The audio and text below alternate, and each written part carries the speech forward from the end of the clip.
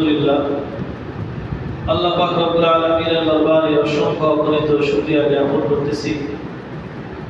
মহান আল্লাহ পাক রব্বুল আলামিন দীর্ঘ একটি সপ্তাহ পর সপ্তাহের শ্রেষ্ঠ দিন জুমার দিনে সুস্থ শরীর মন নিয়ে আপনাকে আমাকে আল্লাহর মসজিদে এসে উপস্থিত হওয়ার তৌফিক দান করেছেন। কোরআন ও হাদিসের আলোকে কিছু কথা আমলের নিয়তে শোনা এবং বলার তৌফিক দান করেছেন। দিল থেকে শুকরিয়া দান সকলেই বলি আলহামদুলিল্লাহ। বর্তমানে আমরা অত্যন্ত বিভীষিকাময় একটা সময় পার করতেছি। আমরা হয়তো যারা বাংলাদেশের মানুষ আমরা হয়তো জানি না সারা বিশ্বের আনাচে কানাচে কিংবা আমাদের বাংলাদেশে অনেক হাই লেভেলে কি চলতেছে। আমাদের দেশে এবং দেশের বাইরে মুসলমানদের অত্যন্ত বিভীষিকাময় সময় চলতেছে। আমি আমার ঘরে সুন্দরভাবে সাহারি করতেছি, ইফতার করতেছি, রোজা নামাজ ইবাদত বন্দেগী করতেছি, শুক্রবার দিন চাইলে মসজিদে চলে আসতেছি। সারা পৃথিবীর চিত্রটা এত সুন্দর না। আমরা বাংলাদেশের মানুষ, আল্লাহ আমাদেরকে অনেক অনেক নিয়ামতের ভিতরে ডুবিয়ে রেখেছে। বড় ভারাক্রান্ত হৃদয়ের সঙ্গে বলতে হয়, ইসরায়েলের মতো ছোট একটা দেশ ছয়টা বড় বড় আরব কান্ট্রির মধ্যবর্তী মাঝখানে অবস্থানরত একটি দেশ। এই 6 দেশ থেকে যদি একসাথে একযোগে ইসরায়েলের বিপক্ষে হামলা চালাতো তাহলে হয়তো 1 ঘন্টার জন্য ইসরায়েল এই পৃথিবীর মানচিত্রে থাকতে পারত না। কিন্তু আমাদের আরব নেতারা সকলেই ঘুমিয়ে, কেউ টাকা, কেউ পয়সা, কেউ পানাহার, কেউ নারী, বিভিন্ন জিনিস নিয়ে মত্ত। এগুলো দেখার সময় তাদের নেই। ফিলিস্তিনের শিশুরা, ছোট ছোট বাচ্চারা 6 মাস, 8 মাস, 1 বছর বয়স, 2 বছর, 3 বছর, 4 বছর বয়স, এইরকম এক একটা শিশু বাচ্চা গঠনগত ভাবে এমনিতেও ফিলিস্তিনের মানুষ একটু সুন্দর হয়। আর ওই বাচ্চাগুলো, ছোট ছোট বাচ্চাগুলো যারা এখনো পর্যন্ত আব্বু আব্বু শুধু বলাটুকু শিখেছে, কোনো কোনো বাচ্চা এইটুকু বলা শিখে নেই। এই বাচ্চাগুলো কাফনের কাপড়ে পেঁচিয়ে তাদেরকে রাখা হয়েছে গাজার জমিনে। শত শত লাশ। একদিনের হামলায় প্রায় 700 মানুষ আহত হয়েছে। আমাদের 5ই অগস্টের যে গণ অভ্যুত্থান হয়েছিল, সেখানে যখন মানুষগুলো মারা গিয়েছিল, আমার মনে হয় না বাংলাদেশের কোনো মানুষ নেই যারা যারা সত্যিকার অর্থে মানুষ, তাদের দিল কাঁদে নাই। আমাদের ছেলে মেয়ে, মা বোন, শিশু, বৃদ্ধ বনিতা সকলের রক্ত দিয়ে বাংলাদেশের রাজপথগুলো লাল ছিল। ওই সময়টাতে আমরা অনেক আফসোস করেছি, কান্নাকাটি করেছি, আক্ষেপ করেছি। কিন্তু গাজার ভিতরে এই পর্যন্ত হামলার পর থেকে নিয়ে এই পর্যন্ত প্রায় 49,000 মানুষকে হত্যা করা হয়েছে 1 বছর।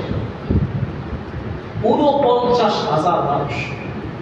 এর ভিতরে শিশুর সংখ্যা সবচেয়ে বেশি।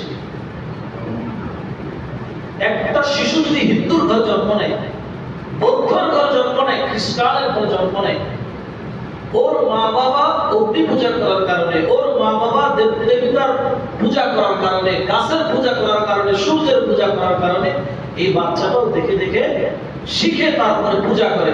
কিন্তু আদতে যে শিশুটা জন্ম নিল, এই শিশুর কোনো অপরাধ আছে? এই শিশু কোনো অপরাধ করেছে? তাকে অপরাধী বানিয়েছে কে? তার বাবা। কুল্লু মাউলুদি ইউলাদু আলাল ফিতরা। প্রত্যেকটা সন্তান ভূমিষ্ঠ হওয়ার সময় তার যে ফিতরতে ইসলামী আছে, আল্লাহ পাক যে শরীয়তে ইসলামিয়াতে তাকে সৃষ্টি করেছে, ওই ফিতরতের উপরেই প্রতিটা সন্তান থাকে। কিন্তু তার পরিবেশ, তার মা বাবা, তার কৃষ্টি কালচার তাকে ইহুদি, খ্রিস্টান, নাসারা বানায়। এখন মুসলমানদের ঘরে যে সন্তানগুলো জন্ম নিয়েছে, গাজাবাসীর সঙ্গে ফিলিস্তিনি মুসলমানদের সঙ্গে ইহুদি খ্রিস্টানদের দুশমনী থাকতেই পারে, মেনে নিলাম, কিছু সময়ের জন্য দুশমনী আছে। কিন্তু এই শিশু বাচ্চাগুলোর কি অপরাধ ছিল? এই ছোট ছোট শিশু বাচ্চাগুলো যেগুলো এখনো পর্যন্ত একটা কথা পর্যন্ত বলা শিখে নাই, এদের কি অপরাধ ছিল? কেন এদেরকে নির্বিচারে পাখির মতো গুলি করে হত্যা করা হলো? কেন বোম্বিং করে এদেরকে ধ্বংস করে দেওয়া হলো? এদের কি অপরাধ ছিল? আমরা তো দিব্যি ঈদের কেনাকাটা করতেছি, এখান দিয়ে আসা যাওয়ার পথে লক্ষ্য করলে দেখা যায় মার্কেটে মানুষের অভাব নেই, নতুন নতুন পোশাক নিজের জন্য, ছেলের জন্য, মেয়ের জন্য। বাদ দেন গাজা ফিলিস্তিনের কথা, ভারতের ভিতরে আমাদের পার্শ্ববর্তী দেশ, সেখানে দিনে দুপুরে মুসলমান পুরুষ, মহিলা, বাচ্চা, শিশু কচু কাটা করতেছে। পুলিশদের প্রোটেকশন, তাদের যে আইন বিভাগ রয়েছে তাদের প্রোটেকশনে তারা সামনে থেকে দাঁড়িয়ে পাহারা দিয়ে মুসলমান নিধনের এক মহা উৎসব চলতেছে। আপনি মনে করতেছেন আপনি বাংলাদেশে বসে রয়েছেন, এই মুসিবত আপনাকে গ্রাস করবে না? পাড়াগ্রাম থেকে যদি শুধু 2 থেকে 4টা মুসলমানকে এরকম ধরে জবাই করা হয়, দেখবেন পুরো পাড়াগ্রামটা একটা কবরস্থানে পরিণত হয়ে যাবে, ঠিক কিনা? আজকে যদি একজন মানুষকে এখানে প্রকাশ্যে জবাই করা হয় অন্যায় ভাবে, কারো গায়ে ঈদের জামা সেদিন উঠবে না, কারো মুখে সেদিন খাবারের দাওয়া যাবে না, কেননা তার কলমের ভিতরে ভয় থাকবে, মায়া থাকবে, দরদ থাকবে।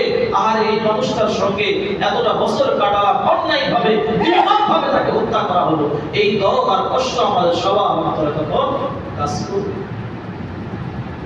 কিন্তু আজকে ফিলিস্তিন আমাদের কাছ থেকে দূরে হওয়ার কারণে সেখানে মুসলমানদের উপরে এইরকম নির্যাতন জুলুম হচ্ছে, অনেক মুসলমান তো দোয়া থেকেও তাদেরকে ভুলে গিয়েছে।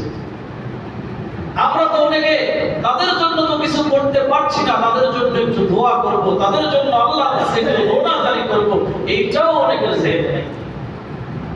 আহা, আল্লাহ নবী সাল্লাল্লাহু আলাইহি ওয়াসাল্লাম বলেছেন, পৃথিবীর সমস্ত মুসলমান মিলে একটা শরীরের নেই। আপনার শরীরে, আপনার হাতে যদি কেউ একটা আঘাত করে, আপনি কি এই কথা বলবেন যে আমার হাতে আঘাত করেছে, আমাকে তো আঘাত করে নাই? কেননা হাতটা তো কার? আপনার, আমার নিজের হাত।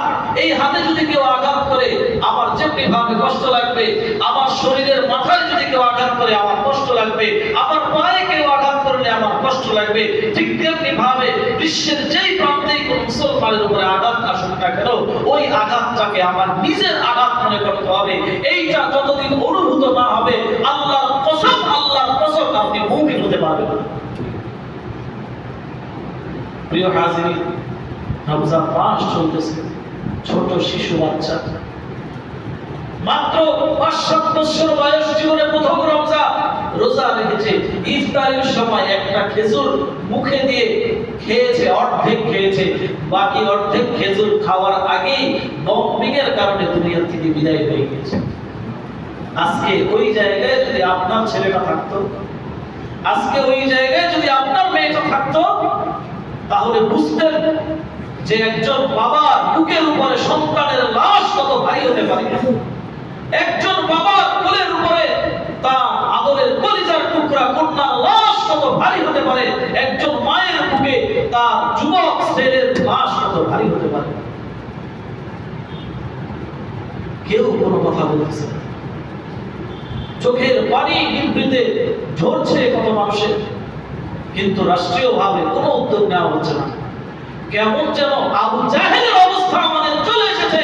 আবু জাহেলকে যেমন আল্লাহর নবী চাপ দ্বিখণ্ডিত করে নবুয়তের সাক্ষ্য দিয়েছে, তবু আবু জাহেল আল্লাহর নবীর নবুয়ত স্বীকার করে নাই, ঠিক তেমনি ভাবে মুসলমানদেরকে একে একে ধ্বংস করে দেওয়া হচ্ছে। সব চোখে দেখেও আজকে আমরা মুসলমান জাতি এই কথাটাকে স্বীকার করতে চাচ্ছি না। এই কথার সঙ্গে নিজেদেরকে মেশাতে বা এই কথার সঙ্গে আমাদের নিজেদেরকে আমরা সম্পৃক্ত করতে চাচ্ছি না। কেন? বুঝতে হবে আমাদের ইমানের ভিতরে ঘুণে ধরে গিয়েছে, ইমানের ভিতরে ঘুণে ধরেছে। এই ইমান নিয়ে, ঘুণে ধরা ইমান নিয়ে আল্লাহ জান্নাতে যাওয়া যাবে না।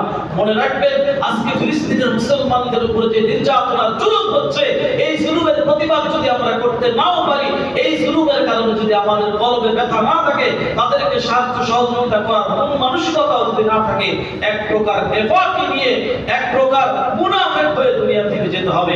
আল্লাহ পাক রব্বুল আলামিন আমাদের সবাইকে এই মুনাফিক থেকে হেফাজত করেন, সকলে বলে আমিন। আজকে আমার বয়ানের বিষয় এটা না, কিন্তু দেখতেছি সমাজের অবস্থা, কেউ কোনো মাথা ঘামাচ্ছে না, কারো কোনো মাথা ব্যথা নাই।